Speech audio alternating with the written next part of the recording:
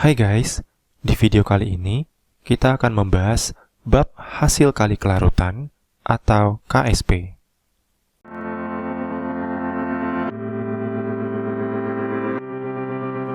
Oke guys, di video ini kita akan lanjut membahas bab KSP mengenai efek ion senama dan perhitungan untuk meramalkan pengendapan.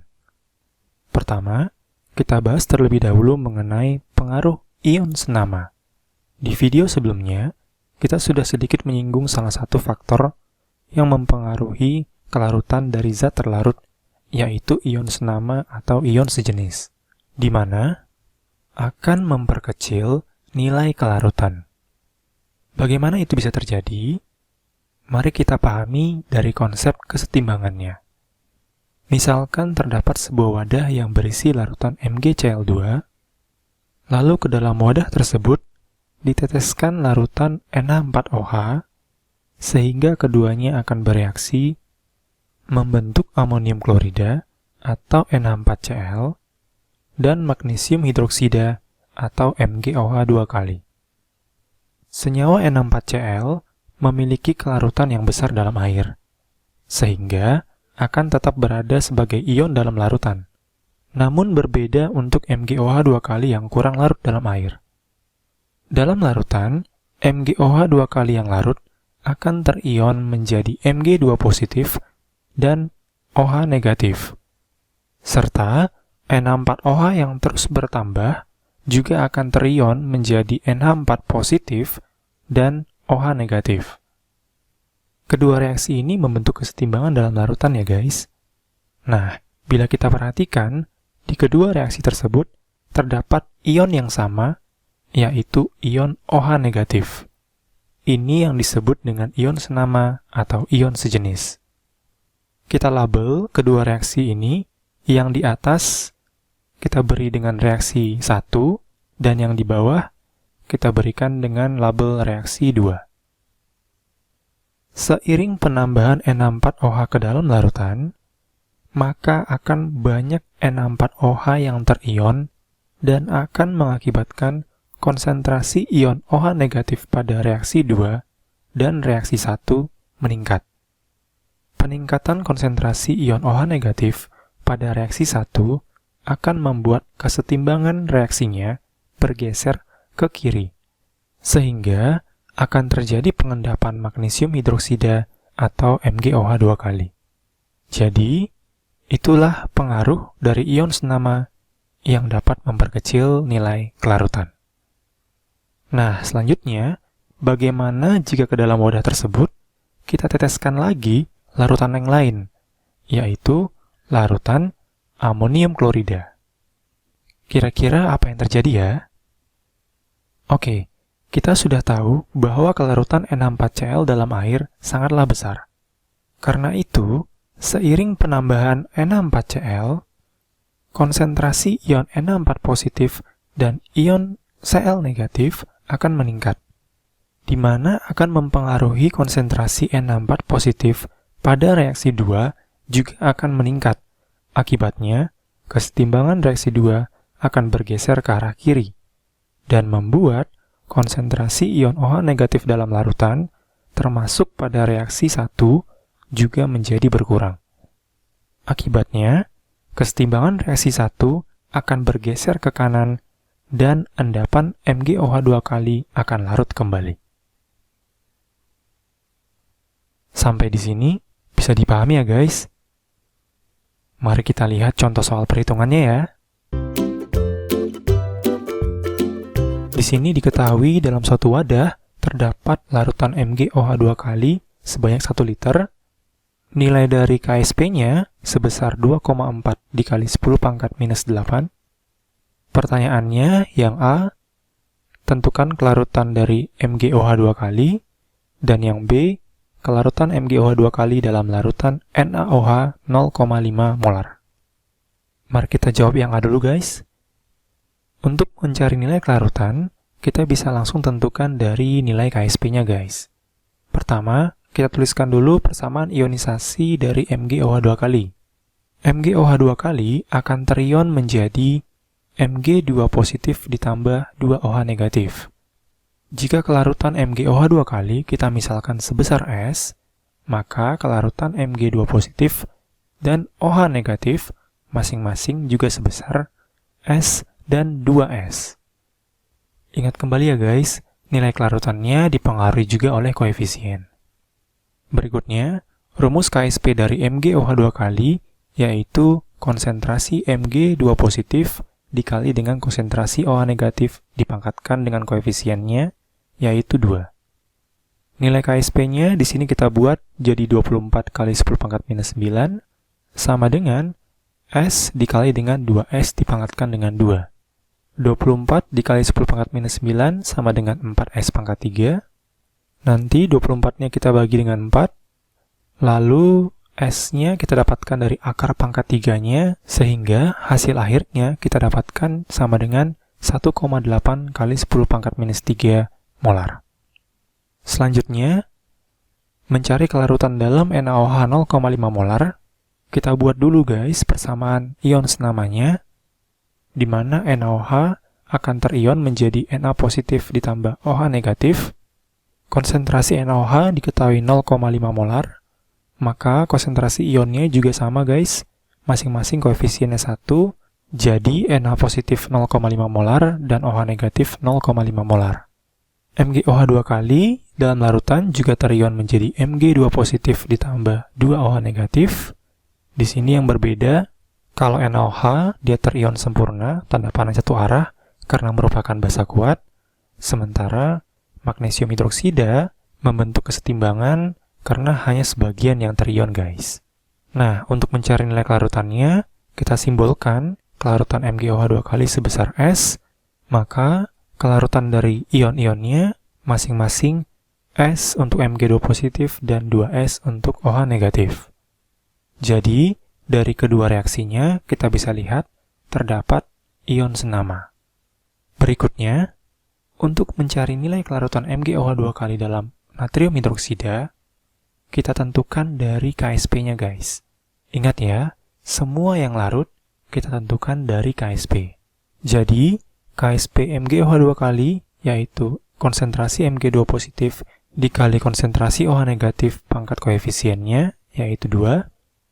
KSP-nya masih sama guys, yaitu 24 kali 10 pangkat minus 9 sama dengan S dikali dengan konsentrasi OH negatifnya, kita tambahkan ion sejenisnya, yaitu 0,5 ditambah 2S pangkat 2. Kembali kita perhatikan guys, nilai kelarutan yang kita dapatkan di A tadi sebesar 1,8 kali 10 pangkat minus 3. Ini adalah kelarutan di dalam air guys. Nilai ini saja sudah sangat kecil bila dibandingkan dengan 0,5. Maka, nilai kelarutan dari 2S ini bisa kita abaikan guys. Jadi, 24 kali 10 pangkat minus 9 sama dengan S dikali dengan 0,25.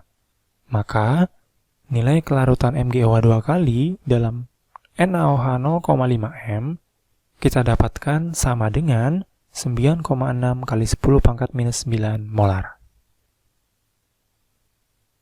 Nah, sampai di sini bisa dipahami ya guys? Jika sudah paham, mari kita lanjut ke materi yang berikutnya. Selanjutnya, yang kedua kita akan membahas cara memprediksi atau meramalkan pengendapan dengan Ki C, atau ada juga yang menyebut dengan Ki SP, atau Ki saja. Jadi sebenarnya sama aja ya guys. Nah, ada 3 kondisi larutan dalam hal ini, yaitu yang pertama, jika nilai Ki C lebih kecil dari nilai KSP. Hal ini bisa terjadi pada kondisi saat konsentrasi nyata suatu garam belum melampaui kelarutannya, sehingga masih bisa larut. Kondisi kedua, yaitu jika nilai Ki C sama dengan nilai KSP-nya. Atau biasanya lebih tepat dipakai istilah tepat jenuh, yang artinya bisa dari dua sisi ya guys, yaitu bisa tepat akan mengendap jika berlangsung dari larutan, dan bisa juga tepat larut jika berlangsung dari endapannya. Nah, hal ini berlaku pada kondisi saat konsentrasi nyata suatu garam sama dengan kelarutannya, sehingga zat tepat mengendap atau tepat larut. Yang berikutnya, kondisi ketiga, yaitu ketika nilai Qc lebih besar daripada nilai KSP-nya. Hal ini berlaku pada kondisi saat konsentrasi nyata garam melampaui kelarutannya, sehingga zat yang mengendap lebih banyak daripada yang larut. Oke, untuk lebih paham, mari kita lihat contoh soalnya ya. Diketahui terdapat suatu wadah yang berisi 1 liter MgCl2 0,1 m. Ke dalam larutan ini dimasukkan sebanyak 1 gram NaOH. Diketahui juga nilai KSP dari MgOH2 kali sebesar 2 kali 10 pangkat minus 11. Yang ditanyakan yaitu, pertama, apakah terjadi endapan? Dan berikutnya, jika terjadi endapan, berapakah massa yang mengendap? Oke, mari kita jawab dulu yang A, apakah terjadi endapan? Nah, untuk meramalkan terjadinya endapan, kita bandingkan nilai Qc terhadap KSP-nya. Jadi, kita hitung dulu berapa nilai Qc-nya ya guys. Rumus Qc sama dengan rumus KSP guys. Namun, di sini perbedaannya adalah konsentrasi Mg2 positif dan OH negatifnya merupakan konsentrasi campuran. Jadi, kita harus cari dulu konsentrasi campuran dari masing-masing ya guys, dari kondisi mula-mulanya. Untuk konsentrasi Mg2 positif berasal dari konsentrasi MgCl2 guys. Konsentrasi campuran MgCl2 dihitung dari jumlah molnya dibagi dengan volume campuran. Kebetulan di sini karena yang ditambahkan adalah padatan, jadi volume campurannya tetap 1 liter guys. Maka konsentrasi MgCl2 juga tetap 0,1 m. Sehingga konsentrasi Mg2 positif dalam campuran juga 0,1 m. Untuk OH negatif, kita cari dari jumlah molnya juga dibagi dengan volume campuran guys. Karena di sini padatan diketahui massa, kita langsung cari aja nanti molnya, lalu kita bagi dengan 1 liter. Jadi kita masukkan ke rumusnya, sama dengan konsentrasi masing-masing dalam campuran yaitu 0,1 dikali dengan 0,025 m pangkat 2. Kita dapatkan sama dengan 6,25 kali 10 pangkat minus 5. Jadi kalau kita lihat antara Qc dengan KSP-nya, nilai Qc lebih besar dari KSP sehingga larutan tersebut mengendap. Nah, karena mengendap, kita lanjut ke pertanyaan yang B guys. Kita tentukan berapa massa yang mengendap. Pertama-tama, kita reaksikan dulu antara MgCl2 dengan NaOH guys, karena MgOH2 kalinya kan belum ada dalam larutan. Persamaan reaksinya yaitu MgCl2 ditambah dengan NaOH menjadi MgOH2 kali ditambah NaCl. Di sini kebetulan sudah langsung disetarakan ya guys. Ingat, kalau kita tulis reaksi langsung disetarakan. Mula-mulanya, mol masing-masing untuk MgCl2 yaitu 0,1 mol, dan NaOH dari massanya kita dapatkan molnya 0,025 mol, sementara produknya belum ada di mula-mula. Lalu yang berubah atau yang bereaksi, kita tentukan dari reaksi pembatasnya guys. Di sini yang duluan habis bereaksi adalah NaOH-nya, maka NaOH menjadi reaksi pembatas. Jadi di reaksi, NaOH juga 0,025 dan MgCl2 kita pakai perbandingan koefisien yaitu setengah dari 0,025. Kita dapat 0,0125. MgOH2 kalinya serta NaCl juga kita pakai perbandingan koefisien terhadap NaOH masing-masing bernilai 0,0125 dan 0,025. Dan di akhir reaksi atau pada saat terjadi kesetimbangan, kita dapatkan mol masing-masing, yaitu MgCl2 sebesar 0,0875 mol, NaOH-nya habis bereaksi, lalu MgOH2 kali yang terbentuk totalnya adalah 0,0125 mol, dan NaCl 0,025 mol. Nah, di sini hati-hati ya guys, mol MgOH2 kali sebesar 0,0125 mol ini merupakan mol total guys, yaitu mol yang larut ditambah dengan mol yang mengendap. Untuk mencari massa yang mengendap, kita harus cari tahu dulu mol yang larut guys, supaya nanti mol endapannya kita tinggal kalikan dengan MR-nya. Nah, kenapa kita harus cari mol larut? Karena kita punya nilai KSP guys. Jadi, kita punya mol total, lalu mol larut kita dapatkan dari KSP, sehingga nanti kita bisa cari mol yang mengendap, lalu kita cari massa endapannya. Untuk mencari mol larut, di sini kita juga harus hati-hati. Jika ada salah satu reaksi yang bersisa, pasti ada ion senama guys. Di sini ion senamanya yaitu adalah Mg2 positif guys, karena MgCl2-nya bersisa. Maka kita tuliskan persamaan ion senamanya. Untuk MgOH 2 kali terion menjadi Mg2 positif dan OH negatif. Kelarutannya kita misalkan sebagai S, dan masing-masing ionnya yaitu S dan 2S. Lalu MgCl2-nya juga terion menjadi Mg2 positif dan 2Cl negatif. Kita cari konsentrasi campurannya guys, karena di akhir reaksi berarti sudah bercampur. Jadi 0,0875 kita bagi dengan volume total yaitu 1 liter, hasilnya tetap 0,0875 molar. Dan untuk ion-ionnya, sesuai dengan perbandingan koefisien, Mg2 positifnya 0,0875 dan Cl-nya 0,175 molar. Di sini ion senamanya kita bisa lihat yaitu Mg2 positif. Lalu kita masukkan ke dalam nilai KSP, rumusnya konsentrasi Mg2 positif dikali konsentrasi OH negatif pangkat 2. KSP-nya 2 kali 10 pangkat minus 11 sama dengan 0,0875 ditambah dengan S dikali dengan konsentrasi dari OH- yaitu 2S pangkat 2.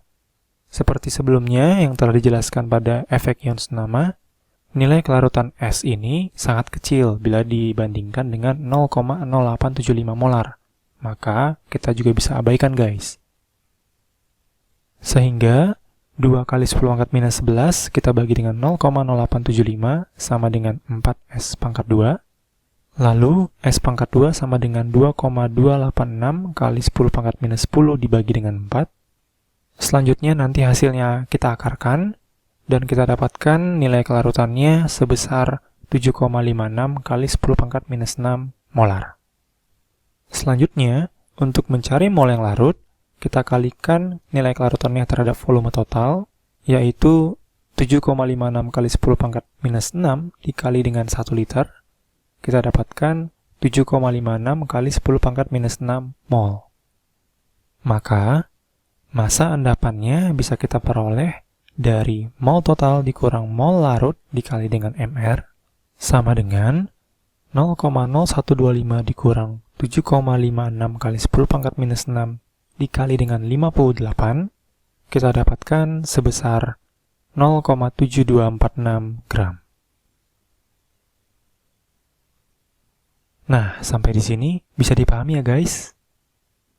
Bagi teman-teman yang masih bingung, atau mungkin memiliki pertanyaan seputar penjelasan video tadi, teman-teman bisa langsung bertanya atau menuliskannya di kolom komentar di bawah ini.